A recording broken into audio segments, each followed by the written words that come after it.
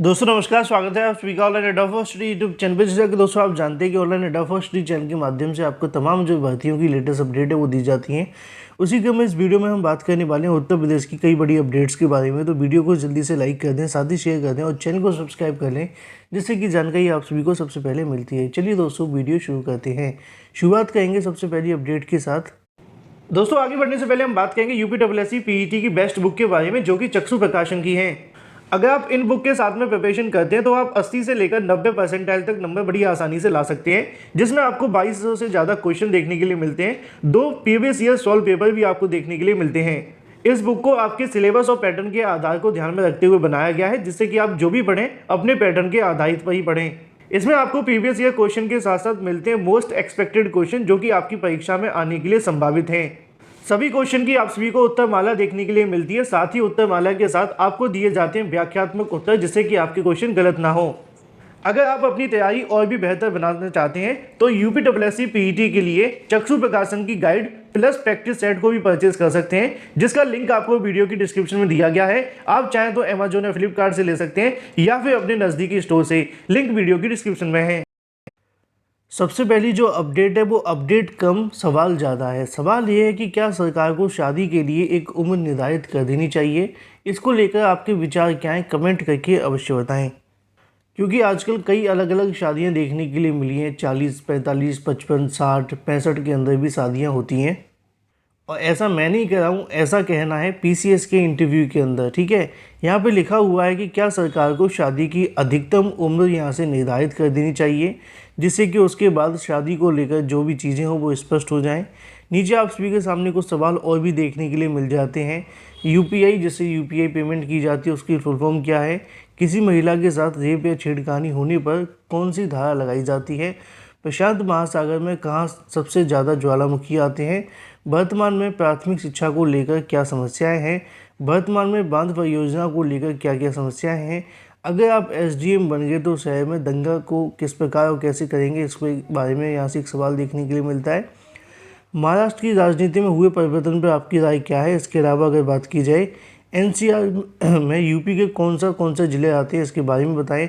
लोकगीत और बोलियों में के बारे में बताएं। ये कुछ ऐसे सवाल हैं जो कि आप सभी को देखने के लिए मिलते हैं। अब जो सवाल पूछा गया था, सबसे पहले उसका जवाब भी यहाँ पे देखने के लिए मिलता है कि क्या सरकार को शादी की अधिकतम उम्र निर्धारित कर देनी चाहिए। संविधान में शादी की न्यूनतम आयु तो निर्धारित की गई है, लेकिन अधिकतम आयु को लेकर कोई प्रतिबंध नहीं है। व्यक्ति को किसी भी वक्त किसी भी समय जीवन में एक साथी की जरूरत पड़ सकती है। ऐसे में शादी की अधिकतम आयु निर्धारित किए जाने की कोई आवश्यकता महसूस नहीं होती है। ये एक एक्सपर्ट्स का सवाल है, या जवाब कह सकते हैं। आप क्या समझते हैं, आप कमेंट करके बताएं। बात कर ली जाए अपनी अगली अपडेट के बारे में, जो कि संबंधित है उत्तर प्रदेश के अंदर आने वाली एक और नई भर्ती के साथ, टीजीटी पीजीटी भर्ती को लेकर। आप जानते हैं कि टीजीटी पीजीटी भर्ती के अंदर 22,000 सीटों को जुड़वाने के लिए छात्रों ने चयन बोर्ड और इसके अलावा अगर बात की जाए मुख्यमंत्री तक अपने मुद्दे को पहुंचाने का प्रयास किया, लेकिन ये 22,000 सीटों का मामला है वो कहीं ना कहीं अभी तक लुका हुआ है। इस मामले के चलते ही अभी तक ना तो 22,000 सीटें जुड़ी हैं और ना ही पुरानी भर्ती के अंदर सीटों की संख्याएं बढ़ी हैं। पिछली भर्ती 15,000 पदों पर आई थी, दूसरी भर्ती 4,200 पदों पर आई है। इसके अंदर लगातार अभ्यर्थी चाहते हैं कि इन सीटों को जोड़ा जाए। हाल ही में मैंने आप सभी को जानकारी भी दी थी कि टीजीटी और पीजीटी भर्ती के अंदर 22,000 सीटें जुड़वाने के लिए हाईकोर्ट के अंदर छात्रों ने याचिका दाखिल कर दी है, जिसको लेकर यहाँ पर मामला आप सभी के सामने लिखा हुआ है। इलाहाबाद हाईकोर्ट में याचिका दाखिल करके माध्यमिक शिक्षा सेवा चयन बोर्ड टीजीटी व प्रवक्ता भर्ती के लिए विज्ञापन संख्या 1 व 2 में अवैतनिक तटस्थ शिक्षकों के 22,000 पद जोड़े जाने को लेकर तब तक भर्ती प्रक्रिया आगे न बढ़ाने की मांग की है। शीतला प्रसाद ओझा की ओर से दाखिल इस याचिका में अगले सप्ताह में सुनवाई होने तक संभावना। याचिका कहना है कि अपनी जो मांग है वो संदर्भ उन्होंने राज्य सरकार, शिक्षा निदेशक, अपर शिक्षा निदेशक और माध्यमिक शिक्षा निदेशक सचिव प्रत्यावेदन दिया है, लेकिन कोई कार्रवाई नहीं हुई। सचिव ने अगर बात की इस याचिका को लेकर संजय सिंह के मामले में सुप्रीम कोर्ट ने 22,000 अवैतनिक तटस्थ शिक्षकों की नियुक्ति को निरस्त कर दिया था। फिर भी अफसरों के माध्यम से राज्य सरकार ने उन्हें बचाने का जो काम है वो कर रही है। यहाँ पर मांग की गई कि टीजीटी पीजीटी भर्ती के अंदर जब तक कोई प्रक्रिया आगे ना बढ़ाई जाए, जब तक ये 22,000 सीटें न जुड़ जाएं। अब देखना होगा कि सरकार की तरफ से कोर्ट में क्या जवाब दिया जाता है। छात्रों ने मांग सीधी रखी है कि टीजीटी पीजीटी भर्ती के अंदर 22,000 पदों को जोड़ा जाए, चूँकि सुप्रीम कोर्ट ने 26 अगस्त 2020 को ये आदेश दिया था। आज 2 साल का समय बीत जाने के बावजूद अभी तक तथा शिक्षकों को लेकर ना तो सरकार कुछ कर सकी है और ना ही चयन बोर्ड के माध्यम से कुछ देखने के लिए मिला है। अब इस दाखिल याचिका के अंदर सीधे तौर पर मांग की गई कि टीजीटी पीजीटी भर्ती की जो प्रक्रिया है उसको आगे न बढ़ाया जाए। इन शॉर्ट कहा जाए तो टीजीटी पीजीटी भर्ती को थोड़े दिनों के लिए रोक दिया जाए और उसके बाद में जब यहाँ से पदों की संख्या बढ़ जाए उसके बाद यहाँ से कहीं ना कहीं जो 22,000 पद हैं वो जोड़कर भर्ती को आगे बढ़ाया जाए। अब फैसला होगा सरकार के हाथ में, कोर्ट क्या कहती है। अगर कोर्ट कोई आदेश देती है तो सरकार उसको कैसे लागू करती है और कब तक लागू करती है, ये भी बहुत सारी ऐसी चीज़ें हैं जो कि आप सभी को समझना बेहद आवश्यक है। क्योंकि कई बार हाई कोर्ट के माध्यम से आदेश तो दे दिए जाते हैं लेकिन उनको सरकार लागू करने में जन्म जन्मांतर तक का समय लगा देती है। ऐसे बहुत सारे मामले आप सभी के सामने हैं। 20-20 साल हो चुके हैं, अभी तक सरकार ने उन आदेशों को लागू नहीं किया है। बात कर लेते हैं उत्तर प्रदेश के अंदर आने वाली 7,000 पदों पर एक और नई शिक्षक भर्ती के विज्ञापन के लिए। और ये जो आपको विज्ञापन देखने के लिए मिलेगा माध्यमिक शिक्षा विभाग के अंदर आपको देखने के लिए मिलने वाला है। माध्यमिक स्कूलों के अंदर रखे जाएंगे योग्य प्रशिक्षक। जो योग होते हैं ना, योगा वाली बात हो रही है यहाँ पे, ठीक है। उनके जो प्रशिक्षक होंगे उनको रखा जाएगा। शासन के निर्देश पर माध्यमिक शिक्षा विभाग के अफसर 2,332 राजकीय और माध्यमिक 4,528 सहायता प्राप्त विद्यालयों में योग शिक्षक रखने का प्रस्ताव भेजा है। प्रस्ताव में 2 तरह के शिक्षक रखने की बात की गई है। एक तो पहले कार्य करने वाले शिक्षकों को ही प्रशिक्षण दिलवा दो, जिससे कि वेतन बचेगा और दोबारा भर्ती नहीं करनी पड़ेगी, है ना। दूसरा यहाँ पे ये होगा कि संविदा पर उनको फ्रेश युवाओं को मौका दिया जाए। मतलब ये है कि परमानेंट नौकरी तो किसी को देनी नहीं है, या तो संविदा पर रख लो या जो पहले से काम करे उनसे काम ले लो। दोनों ही तरीके गलत हैं।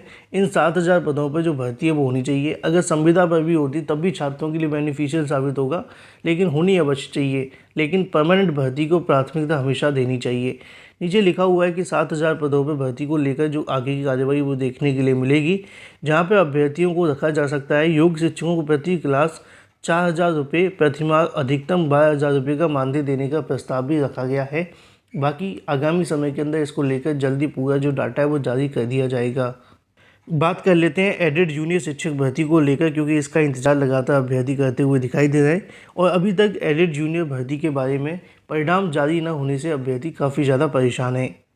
एडेड जूनियर भर्ती को लेकर मैंने आप सभी को 2 से 3 दिन पहले एक जानकारी भी दी थी कि जब तक पुराने परिणाम को रद्द नहीं करेंगे तब तक नया परिणाम यहाँ से जारी नहीं किया जाएगा।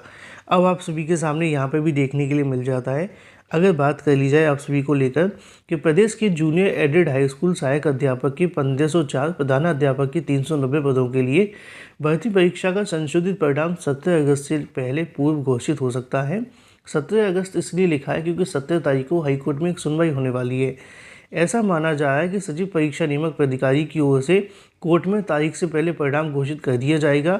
कोर्ट के आदेश पर परीक्षा नियामक प्राधिकारी की तरफ से एडेड जूनियर हाई स्कूल शिक्षक भर्ती का परिणाम का पुनर्मूल्यांकन करवाया गया है। एक दूसरी जानकारी आपको देखने के लिए मिलेगी, तो उसके बारे में कुछ और लिखा हुआ है। यहाँ पे आप सभी के सामने लिखा हुआ है कि एडेड जूनियर शिक्षक भर्ती का परिणाम जारी करने के लिए परिणाम को लेकर अभी अगर बात की समय अधिक लगने का कारण संशोधित परिणाम अगस्त के दूसरे सप्ताह तक जारी किया जा सकता है। नया परिणाम जारी करने से पहले 15 नवंबर 2021 के जारी परिणाम को निरस्त किया जाएगा। कल परसों ही मैंने आप सभी को इसके बारे में जानकारी दी थी कि अभी तक पुराने परिणाम को ही रद्द नहीं किया गया है और पीएनबी ने इस बात को लेकर स्वीकार किया था कि पहले वाले परिणाम को रद्द किया जाएगा, फिर दूसरा परिणाम यहाँ से जारी होगा। नीचे लिखा हुआ है कि एक ही भर्ती के 2 परिणाम एक साथ अस्तित्व में नहीं आ सकते हैं। 15 नवंबर को जारी किए गए परिणाम के बाद कुछ अभ्यर्थी कोर्ट चले गए थे क्रमांक होने के चलते। बाद में इस बात को स्वीकार किया गया। अब जो अगली सुनवाई होने वाली वो 17 अगस्त को होगी और 17 अगस्त को होने वाली सुनवाई से पहले एडेड जूनियर शिक्षक भर्ती का जो परिणाम है वो जारी कर दिया जाएगा। लेकिन ये परिणाम तभी जारी होगा जब शासन यहाँ से 2 शासन आदेश जारी करेगा। पहला पुराने परिणाम को रद्द करने के संबंध में, दूसरा नए परिणाम को जारी करने के संबंध में। अगर वो नहीं होता है तो ये मामला ऐसे ही लटका रहेगा। धीरे धीरे करके जुलाई भी निकल गई, अगस्त शुरू हो जाएगा। सरकार अगर अनुमति दे दे तो परिणाम कभी भी जारी हो जाएगा। वीडियो को लाइक कर दें, साथ ही शेयर कर दें और चैनल को सब्सक्राइब कर लें। बात कर लेते हैं अपनी अगली अपडेट की तरफ, जो कि संबंधित है यूपीएससी की भर्तियों के बारे में। यूपीएससी की भर्तियों की जब बात आती है तो आज की तारीख में लेखपाल परीक्षा का आयोजन देखने के लिए मिलेगा और जो भी अभ्यर्थी सम्मिलित होने वाले हैं उन सभी को ढेर सारी शुभकामनाएं। हालांकि आप लोग अब वीडियो देखे बिना ही परीक्षा देने जा चुके होंगे, लेकिन कुछ भर्तियों के बारे में लिखा हुआ है कि अवर अभियंता संगठक व फोरमैन भर्ती परीक्षा संशोधित उत्तर कुंजी जारी। उत्तर प्रदेश अधीनस्थ सेवा चयन आयोग अवर अभियंता संगठक फोरमैन प्रतियोगात्मक परीक्षा की संशोधित उत्तर कुंजी अपनी वेबसाइट पर जारी कर दी गई है। आयोग के परीक्षा नियंत्रक के मुताबिक इससे पहले परीक्षा की उत्तर कुंजी 24 अप्रैल को वेबसाइट पर अपलोड की गई थी, आपत्तियां मांगी गई थी, उसके बाद में संशोधित आंसर की जारी हो चुकी है। वहीं दूसरी अपडेट ये है कि लेखपाल की परीक्षा आज होने वाली है। देखना होगा कि शासन और प्रशासन की ओर से क्या इंतजाम की गए हैं। परीक्षा से पहले बहुत सारी सावधानी पूर्वक जो चीज़ें उनको ध्यान रखें और ध्यानपूर्वक प्रविष्टियों को भरें, जिससे कि गलती होने की संभावना कम हो जाए और चयन होने की संभावना बढ़ जाए। वीडियो को लाइक कर दें, साथ ही शेयर कर दें। फिलहाल इस वीडियो के माध्यम से इतना ही। Thank you for watching this video.